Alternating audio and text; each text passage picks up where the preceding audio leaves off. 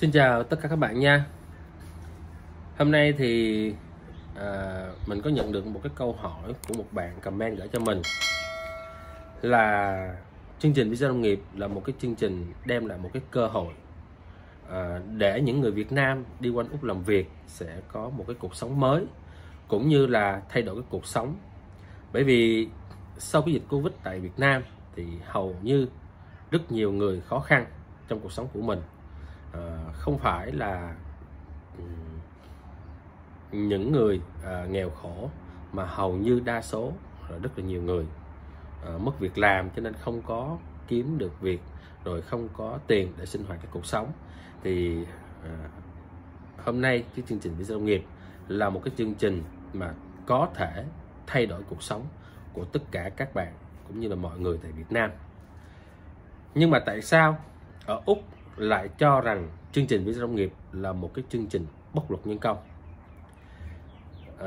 Hôm nay thì mình cũng xin trả lời câu hỏi này, cũng như là chia sẻ đến cho tất cả các bạn. Sự suy nghĩ của mình chỉ là suy nghĩ về cá nhân, chứ không có bất cứ một cái gọi là pháp lý nào trong những cái suy nghĩ này ha. Các bạn biết rằng nước Úc là một cái quốc gia bình đẳng, tôn trọng quyền con người, cũng như là luật công bằng đều dành cho tất cả mọi người, bao gồm người dân Úc cũng như là những người khác đi qua Úc làm việc. Giả sử như nếu một quán cà phê tuyển một nhân công, tuyển một người phục vụ bàn, thì trả cho người dân bản địa, người Úc là 22 đô cho một giờ làm việc. Mình chỉ ví dụ thôi ha, 22 đô. Nhưng mà khi tuyển một người gọi là nước ngoài qua đây làm việc, mặc dầu có thể người đó sẽ nói tiếng Anh không giỏi, nhưng chỉ trả cho cái người đó là 18 đô la cho một giờ làm việc. Và bên cạnh đó, mình ví dụ là cái người Úc bản địa trả 22 đô, và bên cạnh đó còn được một phần ăn trưa. Còn người mà nhập cư qua Úc làm việc thì chỉ trả 18 đô mà không có phần ăn trưa. Mình ví dụ như vậy. Thì tại sao lại có cái sự phân biệt như vậy? Bởi vì những người Úc lại cho rằng những người nhập cư không biết tiếng Anh. Chính vì vậy thì họ trả một lương thấp, hoặc là những cái mặt nào đó mà những người chủ sẽ trả một lương thấp hơn so với người bản địa. Thì chính cái điều này là cái điều mà chính phủ Úc không mong muốn. Bởi vì nước Úc có một cái đạo luật công bằng, tất cả mọi người đều như nhau, cùng làm một công việc, cùng làm một cái thời gian giống nhau, thì phải hưởng được cái mức lương tương đồng và giống nhau, chứ không phải là người bản địa thì được 22 đô và người nhập cư thì chỉ có 18 đô. Cho nên nước Úc không muốn cái điều này xảy ra. Đó là cái điều thứ nhất. Cái điều thứ hai, nếu như nước Úc vẫn để cái điều này xảy ra, đồng nghĩa là chấp thuận có sự bóc lột trong nước Úc. Khi có sự bóc lột và chấp thuận cái điều này thì đồng nghĩa là gì? Đồng nghĩa là nước Úc sẽ có rất nhiều quốc gia lên tiếng nói về cái điều này.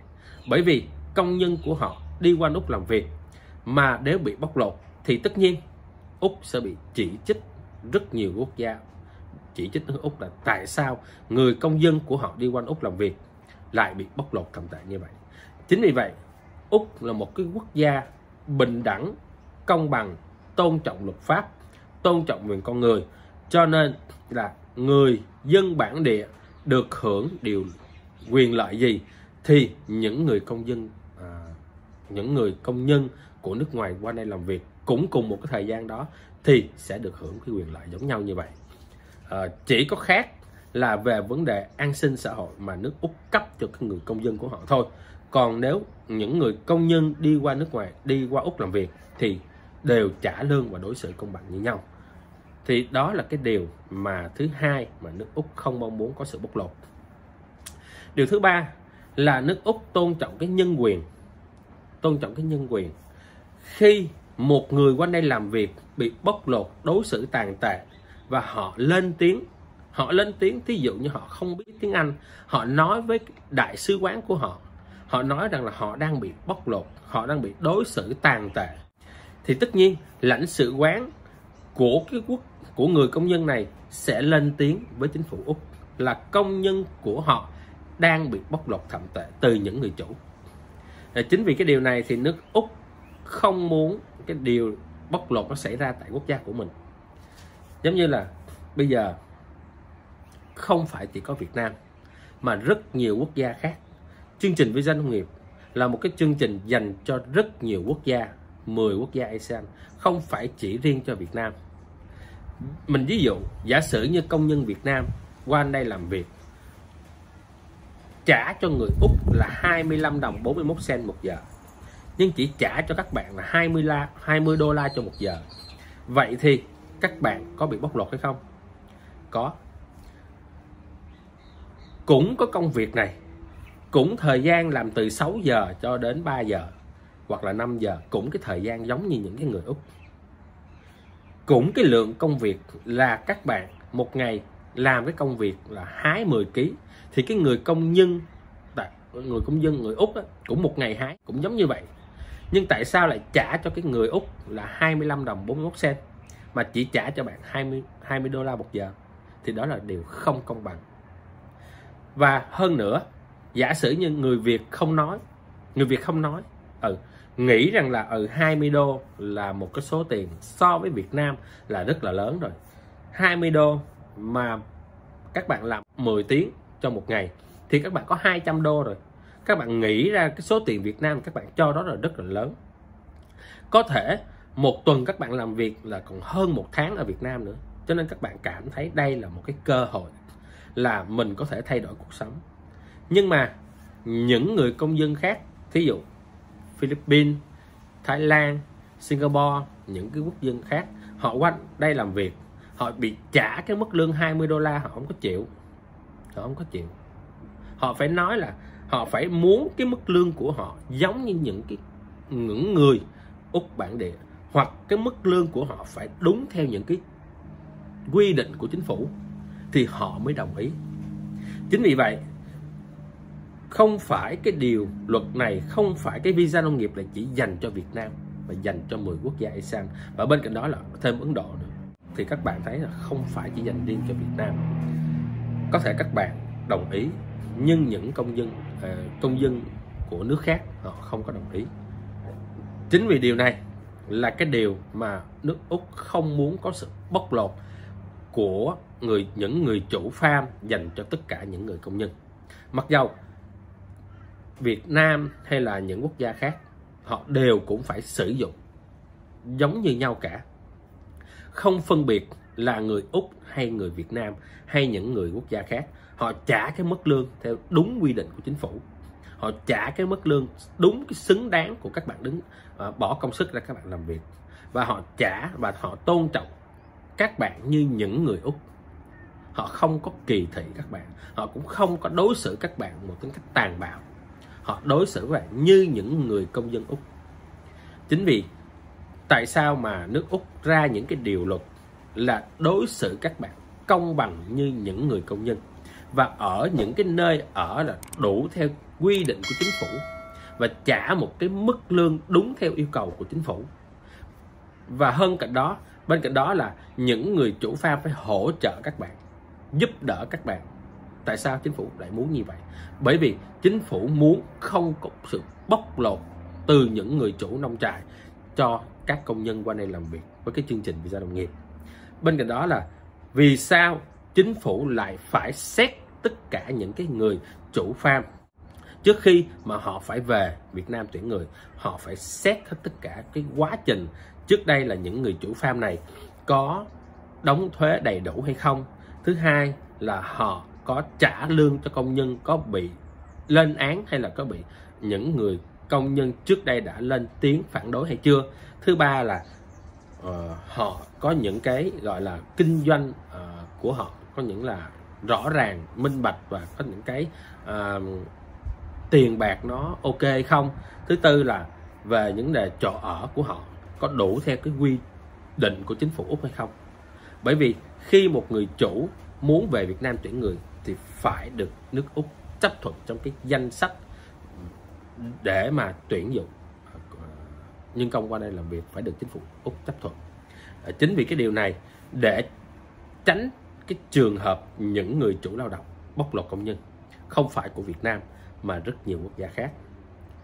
Mặc dầu các bạn nghĩ rằng đây là một cái cơ hội, các bạn nghĩ là 15 đô, 20 đô là ok, nhưng mà so với một cái người khác thì nó không có đúng, nó không có được trả lương một cách công bằng. Bây giờ giống như mình đi làm một cái công việc farm thì bắt buộc phải trả cho mình là 25 đồng 41 cent cho một giờ làm việc. Mình yêu cầu mình muốn như vậy. Nhưng các bạn là đi qua đây làm việc, các bạn thôi 20 đô, 18 đô là ngon quá rồi, ok quá rồi. Nhưng mà không được như vậy. Bởi vì nếu mà chính phủ Úc làm như vậy thì có đồng nghĩa là chính phủ Úc tiếp tay cho những người chủ bóc lột nhân công. Không phải bóc lột của Việt Nam, bóc lột những chương trình farm và những cái quốc gia khác. Cho nên là chính phủ Úc không muốn cái điều này, không muốn làm một cái điều gọi là tiếp tay cho những người chủ nông nghiệp. Chính vì vậy là phải có cái sự sàng lọc. Và bên cạnh đó là tại sao Đảng Lao động lại lên tiếng nói rằng là cái chương trình visa nông nghiệp là một cái chương trình bóc lột nhân công. Bởi vì các bạn biết là sắp sửa cái kỳ bầu cử, Đảng Lao động là chuẩn bị đứng ra tranh cử để lấy một cái ghế thủ tướng. Tất nhiên những cái chính sách của Đảng Tự Do thì những cái phe đối lập như Đảng Lao động đều có cái sự là chê bai, người ta đả kích với nhau để lấy được cử tri. Cho nên là họ chưa có sự chấp thuận cái chương trình visa nông nghiệp. Bởi vì chương trình visa nông nghiệp là một cái chương trình của Đảng Tự Do. Đảng Tự Do đề xuất cái chương trình này. Ví dụ như bây giờ mình đề xuất cái chương trình visa, nhưng mà một bạn nào đó đối lập với mình nói, trời ơi cái visa này không có ý nghĩa gì đó, bóc lột người ta, dẹp bỏ đi, tôi không có đồng ý. Đó, mình ví dụ cho các bạn dễ hiểu, nó là như vậy. Và nếu như có sự đồng thuận từ cái người đó thì cái chương trình visa nông nghiệp nó sẽ phát triển mạnh mẽ hơn. Còn bây giờ thì khi mình đề xuất ra một cái chương trình visa này mà không có sự đồng thuận từ phe đối lập, hơn nữa là đang trong cái cuộc bầu cử, cho nên là để phản đối là một cái chính sách của cái đảng khác thì người ta hay moi móc hay nói ra những cái gọi là cho rằng đây là những cái điều nó không có phù hợp. Thì chính vì vậy thì chương trình visa nông nghiệp nó chưa có thực sự chính thức cấp cho Việt Nam, nó là như vậy. Và bên cạnh đó thì các bạn cũng biết là mặc dầu các bạn nghĩ cái mức thu nhập của các bạn so với Việt Nam là ok, nhưng mà các bạn nên nhớ một điều, nó không phải chỉ dành cho Việt Nam mà dành cho rất nhiều quốc gia khác. Cho nên các bạn phải biết một điều là nước Úc ra một cái chương trình visa nông nghiệp là để thứ nhất thu hút người công nhân qua đây làm việc để hỗ trợ cho cái ngành nông nghiệp của nước Úc sau cái dịch Covid-19. Thứ hai, khi những người công nhân qua đây làm việc phải được bảo vệ, bởi vì họ là những công dân hợp pháp của một quốc gia hợp pháp. Cho nên nước Úc không muốn những quốc gia hợp pháp này chỉ trích nước Úc là một quốc gia có nhiều cái hình thức bóc lột, mà nước Úc là một quốc gia bình đẳng, nhân quyền, tôn trọng con người, không muốn những cái hình thức bóc lột ảnh hưởng tới cái bình đẳng, tôn trọng và nhân quyền con người của mình. Chính vì vậy, mặc dù các bạn cho rằng mức lương nó hợp lý, nhưng nước Úc phải muốn cái mức lương đúng theo quy định của chính phủ, không phân biệt quốc gia nào cả, không phân biệt Việt Nam hay bất cứ người nào cả, phải trả đúng như những cái gì chính phủ Úc yêu cầu. Cho nên đó là mình chia sẻ cái điều này để gửi đến cho tất cả các bạn, là cũng để trả lời một bạn hỏi mình là như vậy ha. Rồi thì đây là một cái sự suy nghĩ của mình trả lời cái câu hỏi này, chứ không phải là một cái gì gọi là pháp lý cả ha. Đó là sự suy nghĩ của cá nhân thôi. Rồi mình cũng xin kết thúc video clip ở đây. Hẹn gặp lại các bạn vào những video sau của mình nha. Xin thân ái và chào tạm biệt tất cả các bạn. Bye bye.